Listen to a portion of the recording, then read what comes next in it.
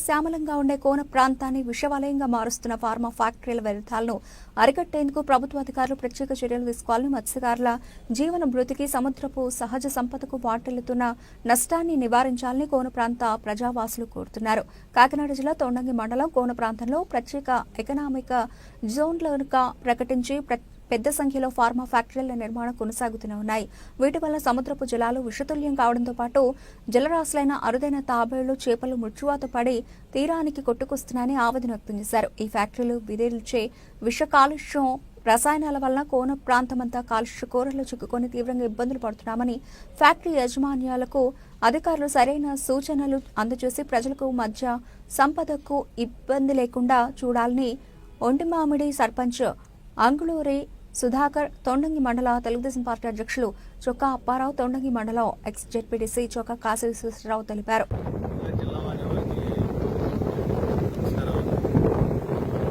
నా పేరు చొక్కా అప్పారావు, చింతకాయలపేట ధర్మవరం పంచాయతీ తొండంగి మండల పార్టీ అధ్యక్షులుగా ఉన్నాను. నేను టీడీపీలో. ఇప్పుడు మా బీచ్లో జరుగుతున్న అన్యాయం ఏంటంటే, ఇలా అంతరపేట దగ్గర నుంచి సోడిపిల్లిపేట వరకు మా తొండంగి మండలంలో ఉన్నటువంటి తీర ప్రాంతంలో మత్స్యకారులు, అలాగే వివిధ కులాల రైతులు అందరూ కూడా ఈ సముద్రం మీద ఆధారపడిన వాళ్ళు కొంతమంది, పొలాల మీద ఆధారపడిన వాళ్ళు కొంతమంది ఉన్నారు.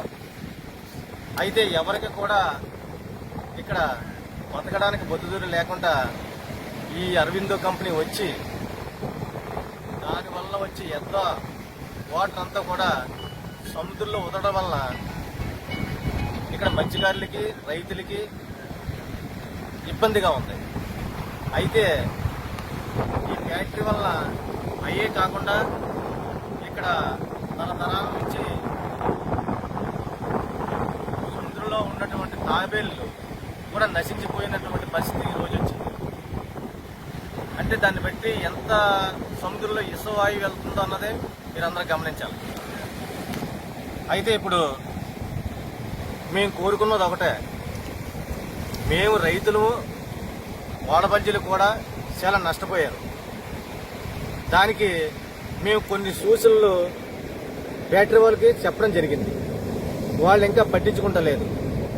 కానీ పట్టించుకోకపోతే మేము ఇప్పటికే ఈ అరవిందో కలుపుకునే గురించి, దివీస్ కంపెనీ గురించి, లైఫ్ ఫిష్ కంపెనీ గురించి కూడా మేము పెద్ద ఎత్తున నిరసన చేయడం జరిగింది.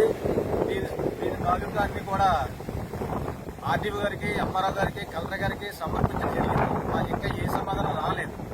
దీన్ని త్వరగా సంబంధించి మాకు పరిశీలిస్తారని మేము కోరుకుంటున్నాం.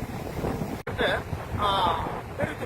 పెద్ద ఏంటంటే మళ్ళీ మా మత్స్యకారులకి ఆ చేపలు కానీ, ఆ రొయ్యలు కానీ ఫిషింగ్ రూపంగా మా ఊరికి పడడం, అవన్నీ కూడా వాళ్ళకి జీవనోపాధి కోరుకోవడం జరుగుతుంది. అంటే ఈ మధ్యకాలంలో సముద్రం పొల్యూట్ అయిపోయింది. ఈ పొల్యూషన్ ఏంటంటే ఫ్యాక్టరీ ఇప్పుడు మా దగ్గర కూడా పోవడం నుంచి కూడా ఎక్కువ చేపలు ఫిషింగ్ పడింది. కానీ ఈ మధ్యకాలం తగ్గిపోయింది. ఇప్పుడు అరవింద కెమికల్ ఫ్యాక్టరీ ఇక్కడ ప్రారంభం చేసి దానికి యొక్క వేస్ట్ అంతా కూడా పైపు ద్వారా పంపుతున్నారు. దానివల్ల కూడా మన ఫిషింగ్ తగ్గిపోయింది. అలాగే ఇప్పుడు తొందరలోనే ఇక్కడ టీపీఎస్ ల్యాబొరేటరీ కూడా పెట్టారు.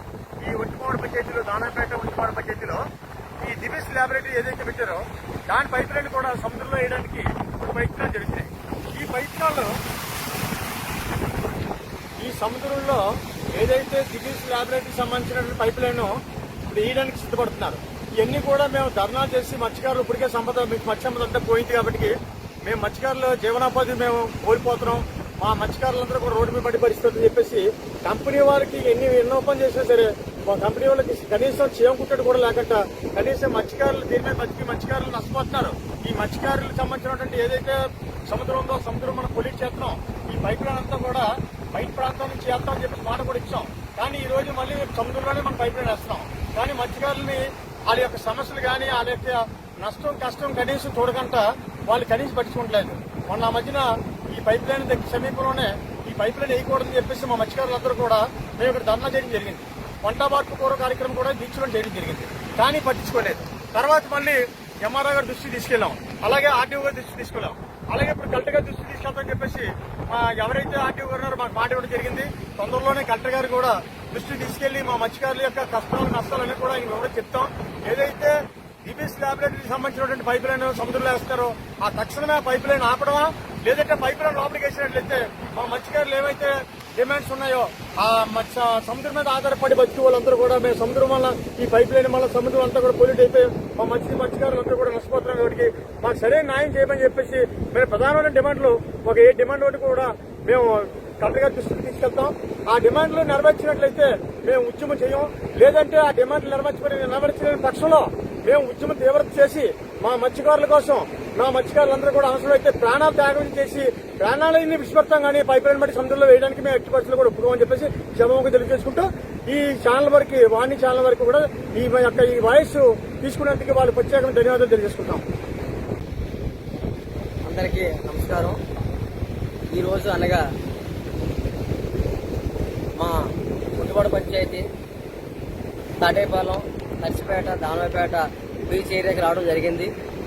అనుకోకుండా ఇక్కడ కొన్ని తాంబేళ్లు చనిపోవడం మేము చూడటం జరిగింది. ఇది చాలా బాధాకర విషయం. ఎందుకంటే ఒక జీవిని చనిపోయినప్పుడు మనం చాలా బాధపడుతుంటాము. అలాంటిది ఇక్కడ మనకు ఒక చట్టం కూడా ఉంది, వన్య ప్రాణి సంరక్షణ ఒక చట్టం ఉంది 1972 యాక్ట్ ప్రకారంగాను. అలాంటిది ఎప్పుడూ లేనంత ఇదిగా ఈరోజు మా యొక్క పంచాయతీ పరిధిలో ఉన్న తీర ప్రాంతంలోనూ ఈరోజు ప్రత్యేకంగా తాంబేలు చనిపోవడం అనేది చాలా బాధాకర విషయం. ఇటువంటిది సంఘటన జరిగినందుకు మేము చాలా బాధపడుతున్నాము.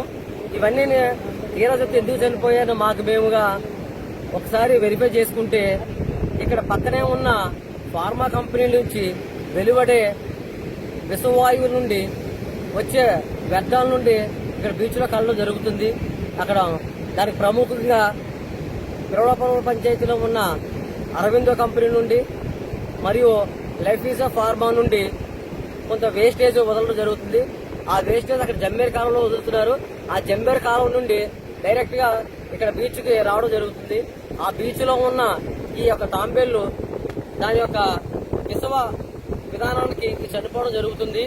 అసలే ఈ డిసెంబర్ నెల నుంచి మార్చి నెల వరకు అట్లాంటిక్ మహాసముద్రం నుంచి మనకి అక్కడి నుంచి ఇక్కడికి ఆలిగుడ్లు వచ్చి గుడ్లు పెడుతుంటాయి.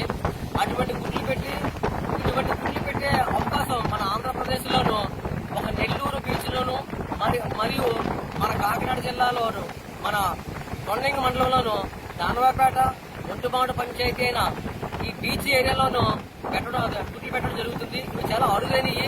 దీన్ని కాపాడుకోవాల్సిన బాధ్యత మనందరికీ ఉన్నది. దయచేసి వీటి మీద వెంటనే గవర్నమెంట్ దృష్టిలో కూడా మేము తీసుకెళ్తాము.